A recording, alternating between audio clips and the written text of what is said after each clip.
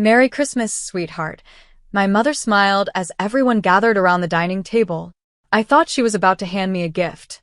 Instead, she announced, "We've decided your condo is perfect for your sister's family. You'll sign it over after the holidays."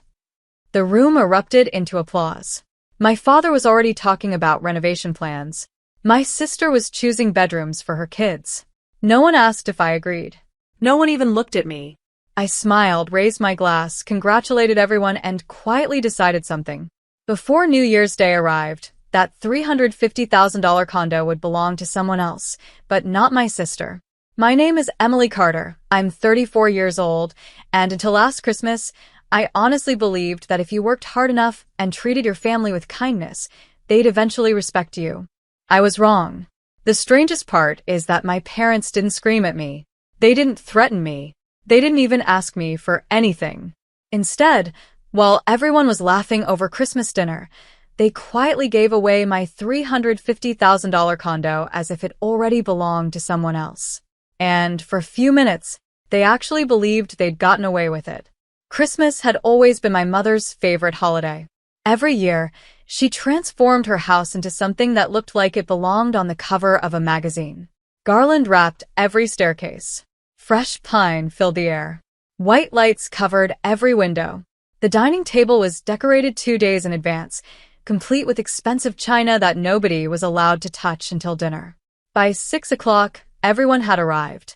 My parents, my older sister, Melissa, her husband, Brian, their 2 energetic children, And me. As usual, I walked in carrying more food than anyone else. Mom hugged me warmly. "Emily." Thank goodness. I knew you'd make the mashed potatoes. I always do, I smiled. Dad barely looked up from carving the turkey. Set them in the kitchen. Nothing unusual. That had always been our family dynamic. Melissa was celebrated. I was dependable. There was a difference. Melissa had always chased excitement. Different jobs, different business ideas, different cities. Whenever one plan failed, my parents rushed in with another financial rescue. Meanwhile, I'd spent 12 years building a career as a commercial real estate analyst. No shortcuts. No family money. No miracles. Every promotion came after late nights and missed weekends. When I finally bought my downtown condo 3 years earlier for $350,000, signing those papers felt like the proudest moment of my life. It wasn't inherited. It wasn't gifted. I earned every square foot. My parents congratulated me, then immediately changed the subject to Melissa's newest business idea. Back then, I laughed it off. Now I realize that should have been my first warning. Dinner started exactly as expected. Kids laughing. Wine glasses clinking. Holiday music playing softly in the background. Melissa spent 20 minutes complaining about how expensive housing had become. Brian nodded dramatically. "I swear we'll never own a decent place unless the market crashes." Mom reached over and squeezed Melissa's hand. "Things always work out for good people." Dad smiled. "They certainly do." Something about the way they looked at each other made me pause. It wasn't obvious. Just comfortably certain. As though they already knew something Melissa didn't have to worry about. I pushed the feeling aside. Halfway through dinner, Mom asked me to grab another bottle of sparkling water from the pantry. No problem.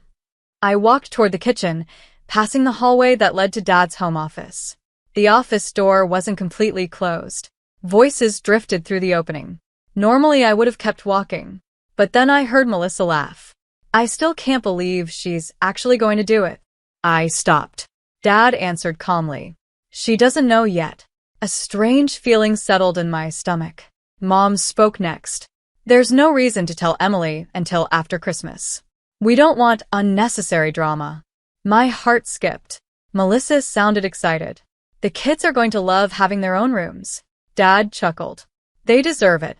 I moved a little closer without making a sound. Then came the sentence that changed everything. "Once New Year's is over," Dad said confidently, "the condo will finally belong to your family." Silence. Not outside. Inside my head. I honestly wondered if I'd misunderstood. Melissa laughed again. "I've already been looking at paint colors." Mom replied happily. I was thinking we'd renovate the kitchen first. Brian joined in. I measured where the sectional sofa would fit. Measured? Measured what? My condo? My breathing became shallow. Then Melissa asked the question I never forgot. What if Emily hesitates? Dad answered without missing a beat. She won't. She knows family comes first. Mom added softly. Besides, she's single. She doesn't need that much space. The words hit harder than I expected. Not because they were cruel, because they were completely certain. No discussion. No request. No conversation. They had already decided. My future had been settled without me ever entering the room. For a second, I considered walking inside. I imagined throwing open the door, demanding answers, asking if they'd completely lost their minds. Instead, I quietly stepped backward, took the sparkling water, returned to the dining room, and smiled. Nobody noticed anything. Mom complimented the turkey. Dad joked about football. Melissa asked if I'd be visiting after New Year's. I answered every question politely. I even laughed at Brian's terrible jokes.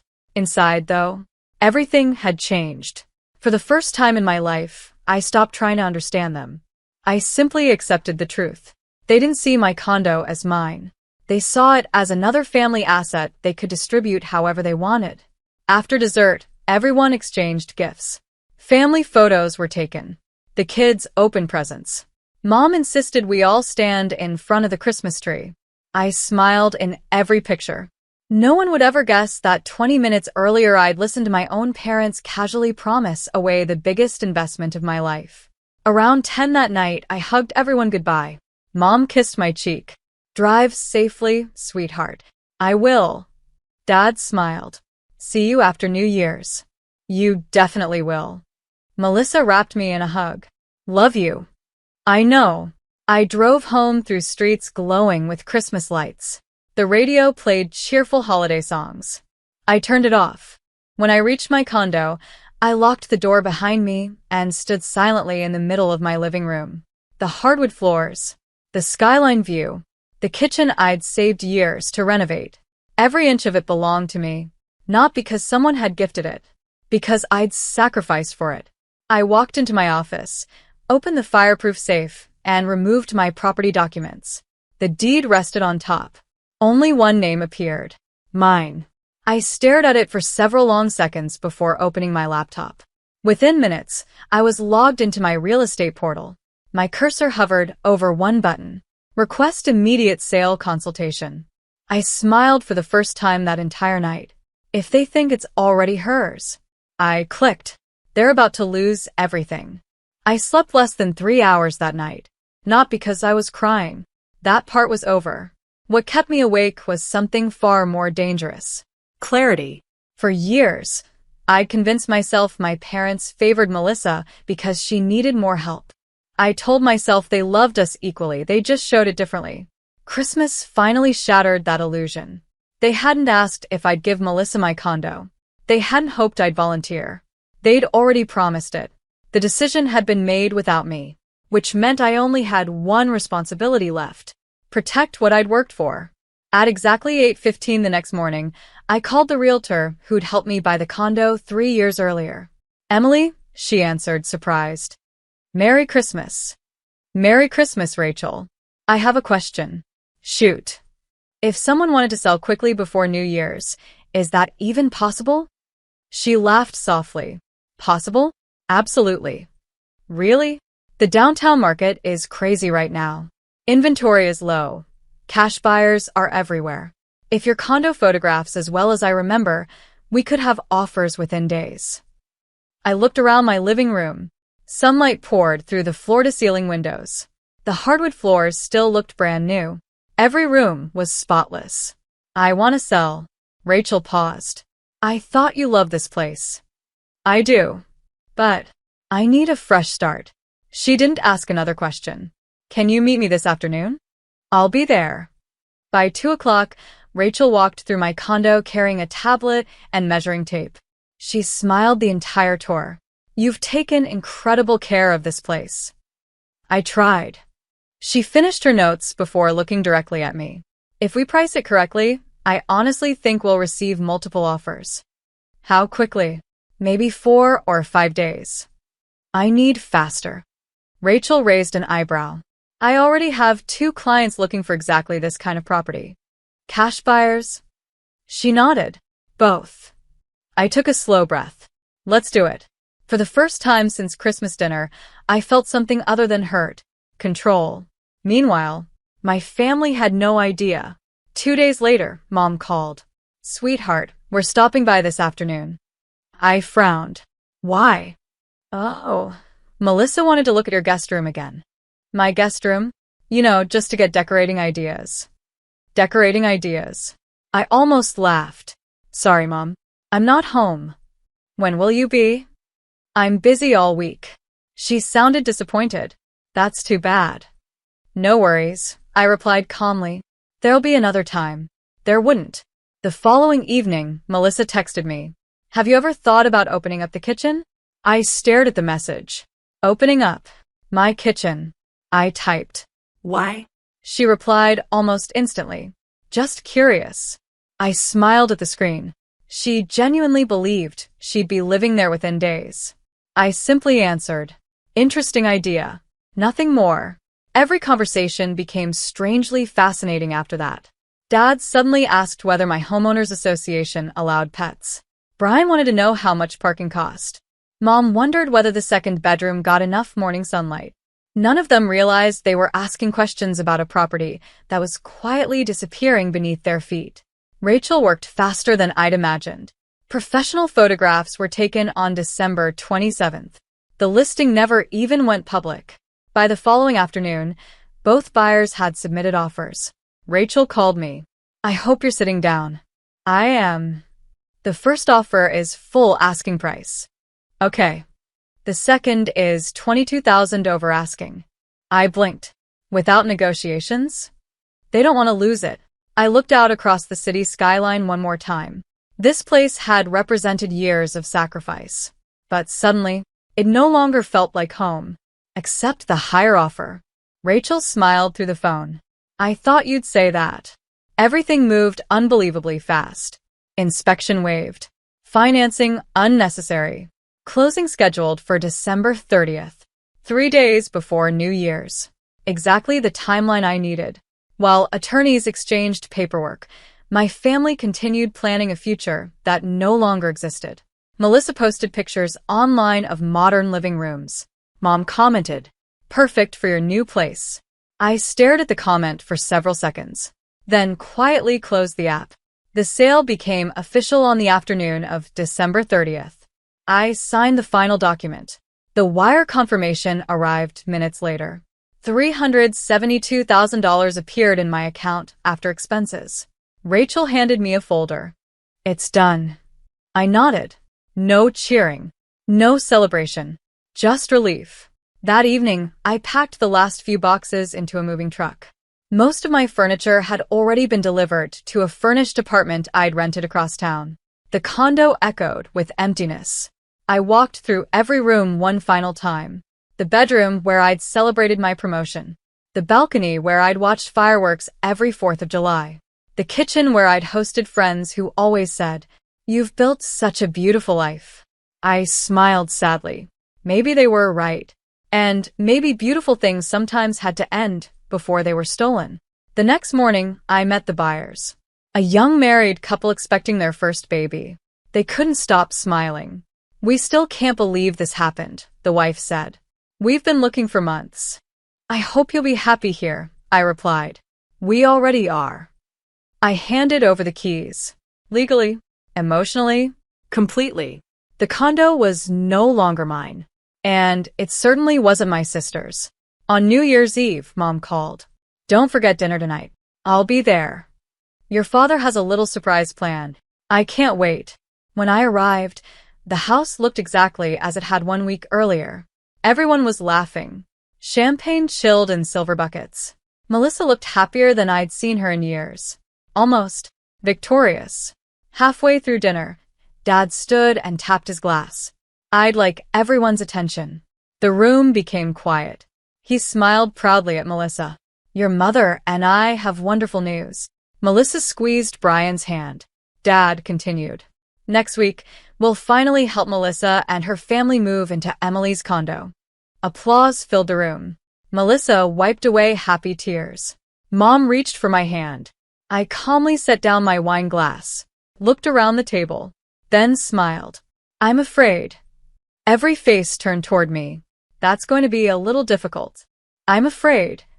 I looked around the table, meeting every pair of eyes before finishing my sentence.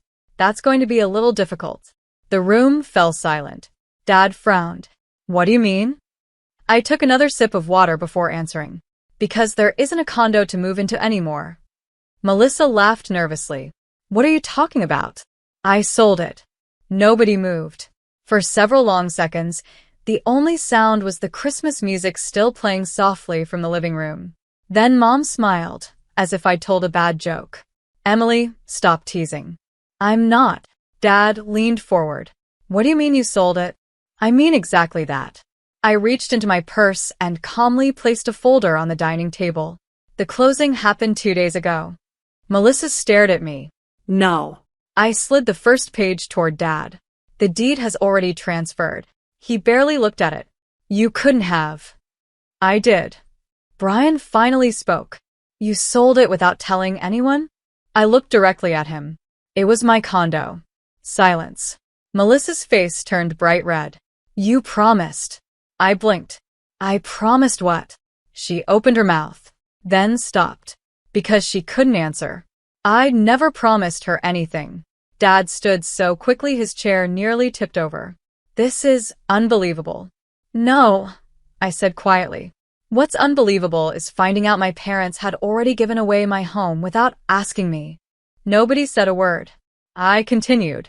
I heard everything on Christmas. Mom's face drained of color. You were listening? I wasn't trying to. I heard you telling Melissa the condo would belong to her after New Year's. I looked at Melissa. I heard you talking about paint colors. Then Brian. I heard you talking about where your sectional sofa would go. Finally, Dad. And I heard you say I wouldn't object because family comes first. The room felt smaller. He slowly sat back down. Emily. No. I raised my hand gently. You've had your turn. For 34 years. Now it was mine.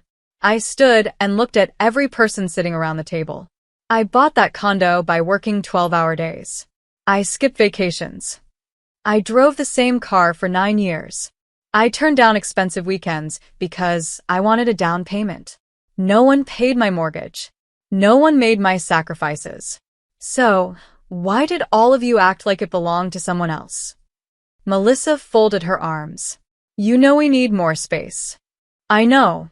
You have plenty of room by yourself. I did. So, why couldn't you help us?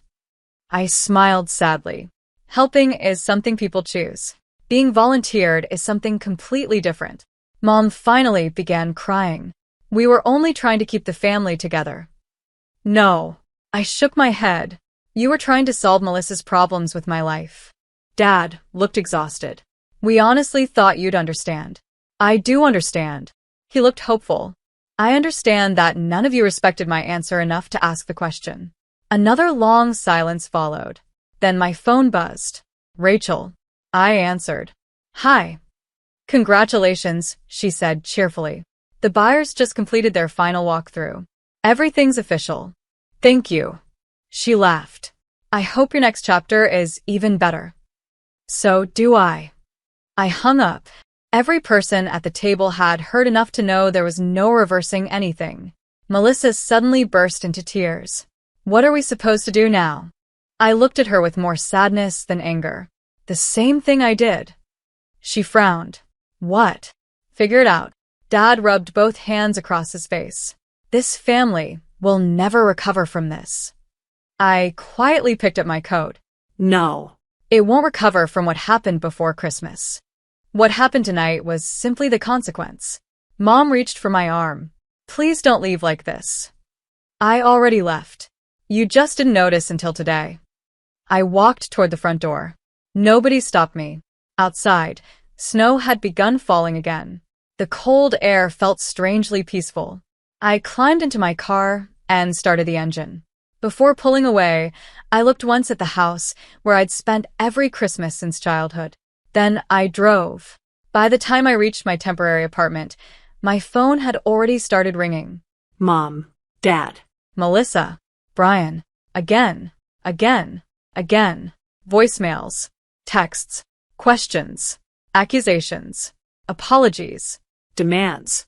I placed the phone face down on the kitchen counter. The next morning, curiosity got the better of me. I picked it up. 79 missed calls. I smiled. Not because they were hurting, but because for the first time in my life, their emergency was no longer my responsibility. Over the next several months, I bought a smaller condo closer to my office. It wasn't as expensive. It didn't have the same skyline view, but every payment, every key, every memory belonged to me. My parents reached out dozens of times. Eventually, I agreed to meet them for coffee.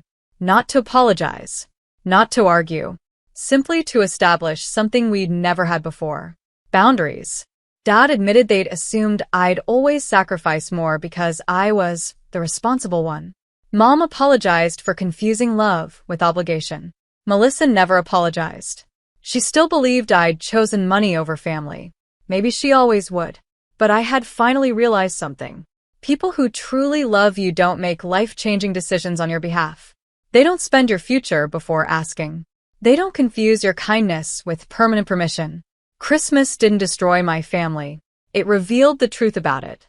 Selling my condo wasn't revenge. It was the first decision I'd ever made entirely for myself. Sometimes people ask if I regret it. The answer is simple. Not for a single second. Because the greatest thing I sold before New Year's wasn't a $350,000 condo. It was the version of myself who believed keeping the peace meant giving away pieces of my own life. And leaving that person behind was worth far more than any property ever could.